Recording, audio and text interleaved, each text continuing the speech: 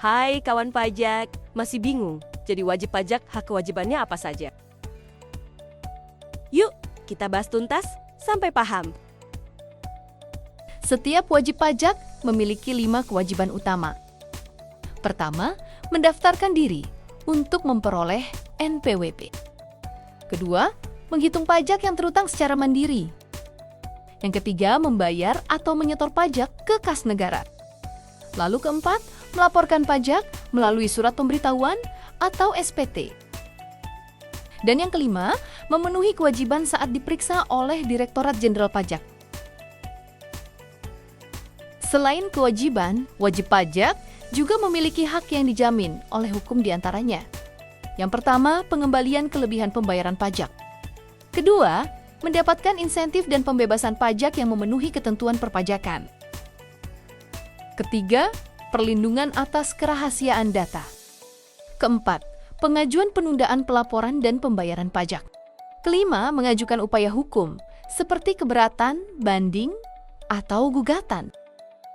Dan yang keenam, mendapatkan hak pada saat pemeriksaan.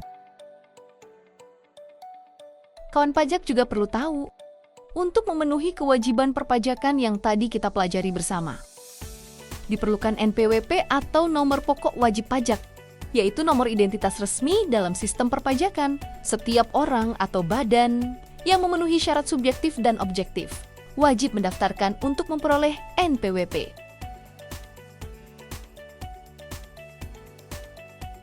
Setelah kawan pajak mendapatkan NPWP, selanjutnya kawan pajak perlu menghitung pajak terutang berdasarkan ketentuan pajak yang berlaku. Hitungan pajak tersebut wajib untuk dibayar atau disetorkan ke kas negara dengan ID billing. Dapat disetorkan di kantor pos atau bisa secara online melalui mobile banking, e-wallet, dan e-commerce. Kawan pajak juga perlu tahu bahwa pajak terutang dapat dipotong atau dipungut oleh pihak yang telah ditunjuk pemerintah sebagai pemotong atau pemungut pajak. Kawan pajak juga perlu ingat untuk batas waktu penyetoran pajak.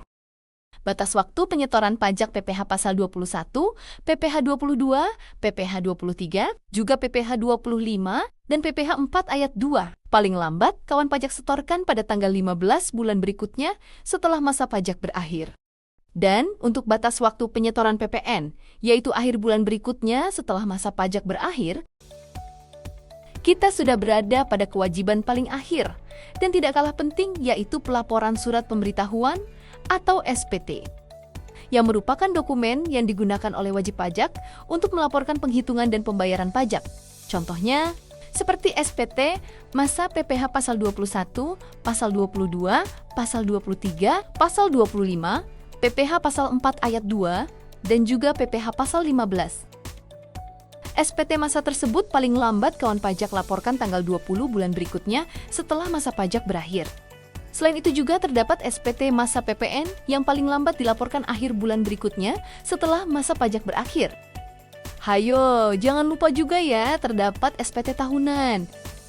Seperti SPT tahunan orang pribadi yang paling lambat dilaporkan akhir bulan Maret, dan SPT tahunan badan paling lambat dilaporkan akhir bulan April pada tahun berikutnya. Laporan disesuaikan dengan jenis usaha dan status NPWP kawan pajak ya. Pelaporan SPT dapat dilakukan melalui kantor pajak terdekat atau secara online di Cortex. Selamat kawan pajak, kamu sudah berhasil mempelajari hak dan kewajiban perpajakan sebagai wajib pajak.